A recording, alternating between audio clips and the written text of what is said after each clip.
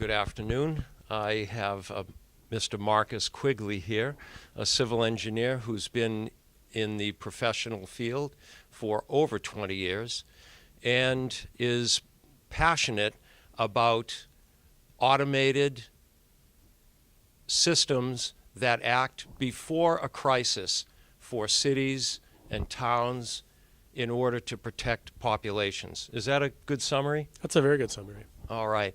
How did you get inspired to go into this particular niche of work? Yeah, I think as many things are, much of what we're doing is about timing. We're very lucky to be around at a point where there's been this opportunity to take what's historically been just a virtual environment, information technology, and merge it with the physical world.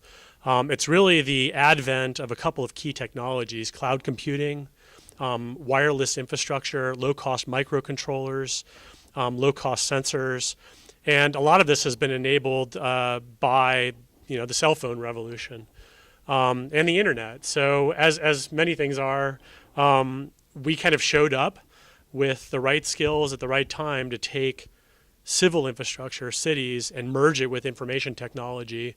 And if we tried to do this 10 years ago, there just wasn't the capability of doing it at the scale that we're operating.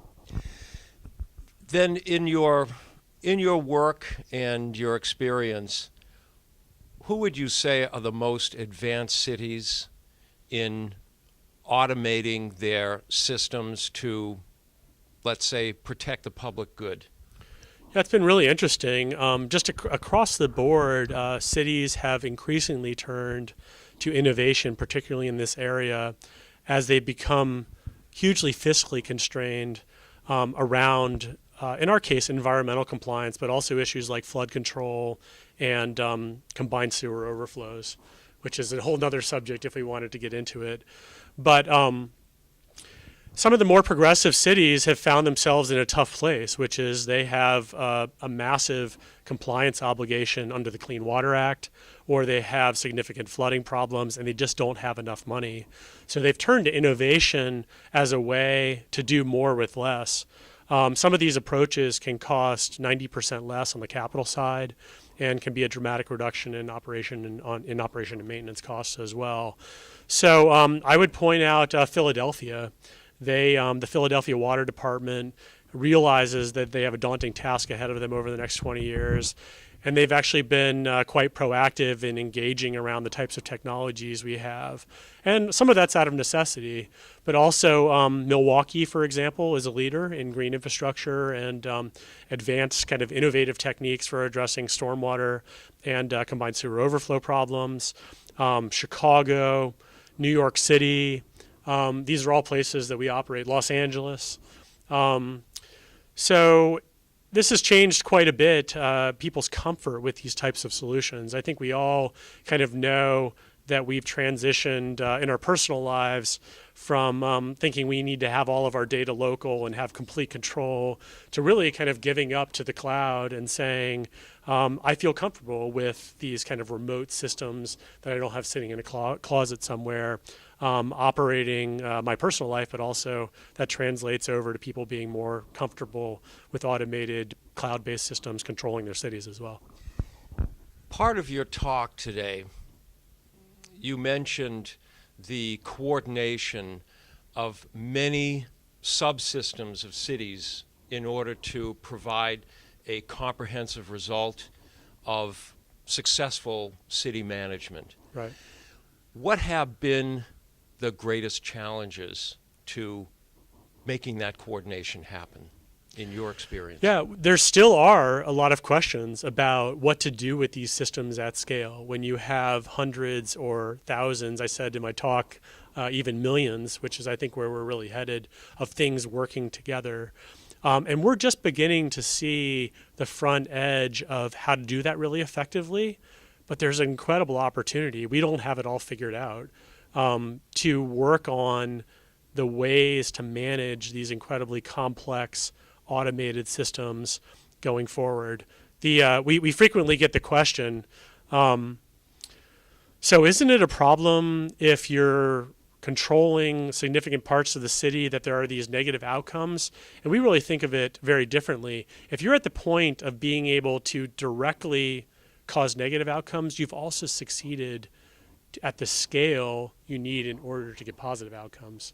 So I think this is kind of true about the scale question in general, is that many of these things, you can think of even something like cell phones or text messaging. They don't really permeate the society. We don't really understand how they're going to play out until we're actually at scale. So I think it's going to be an amazing, exciting time, particularly for young people. Most of the jobs haven't been created yet. We don't even know what those jobs look like.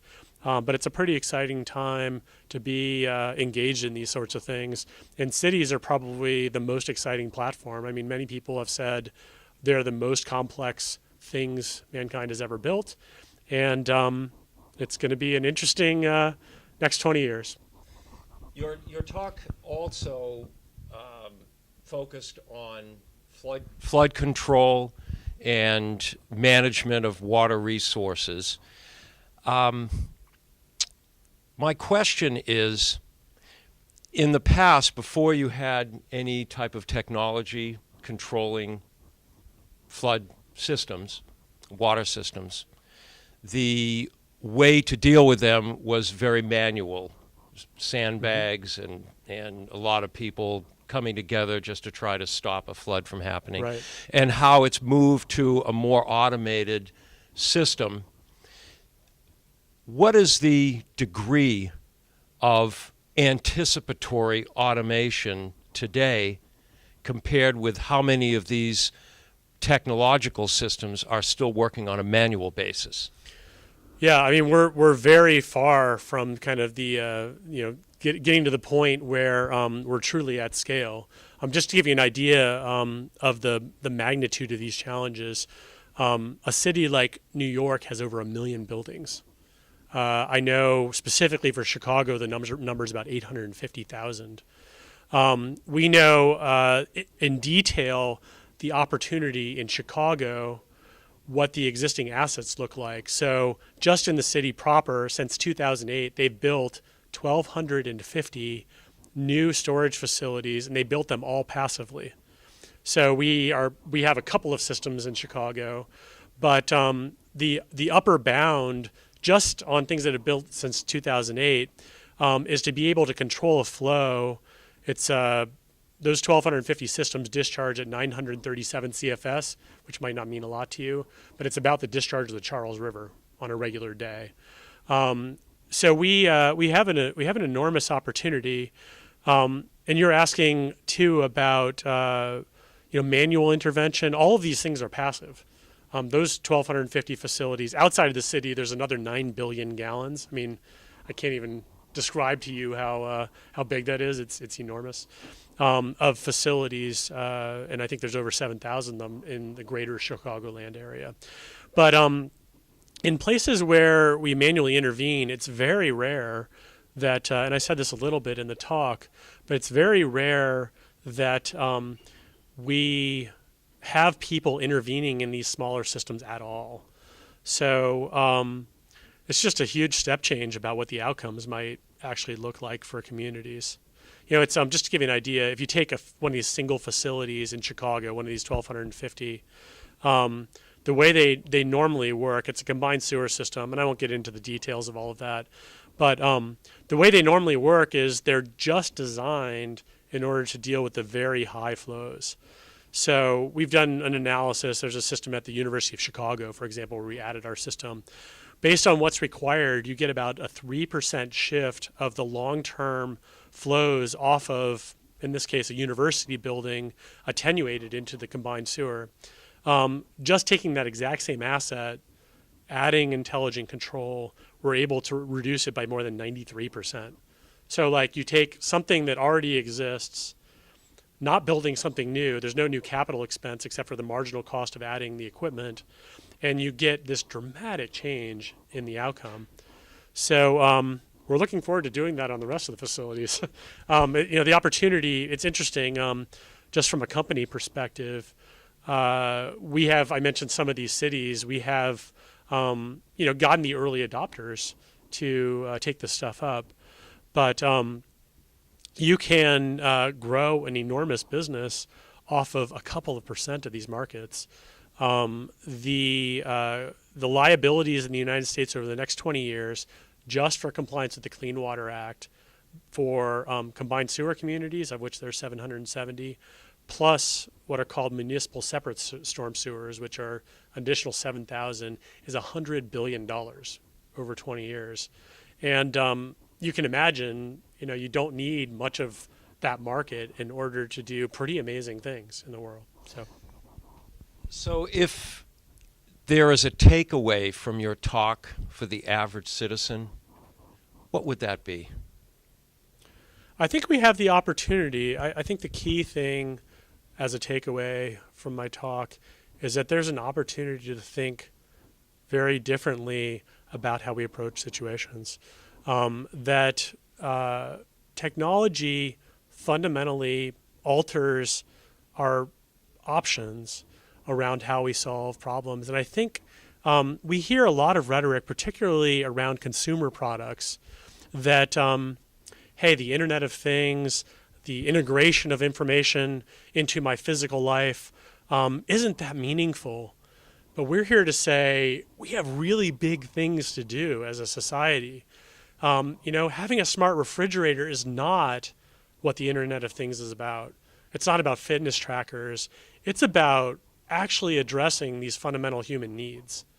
And it's certainly not about, I think you can see this from these technologies, it's not about having another screen to look at that tells you some information about how to act, about what's going on, something else to pay attention to. It's actually getting direct outcomes where you don't have to make a choice. Those services directly come from the systems that you're engaged with. And ideally, it makes us more human, not less. I think we think right now it seems like everything we add to technology to makes us less human. And I think if you look at these systems that act on our own behalf, you don't even know they're there. They don't require additional attention. And that frees people to enjoy their humanity. That's right. This is ultimately our vision, is we want to free people to enjoy their humanity. And surprisingly, I think for many it is a surprising answer, that technology may be the way we get there. And I'm very optimistic about that. Well, thank you. Thank you very much. Yeah.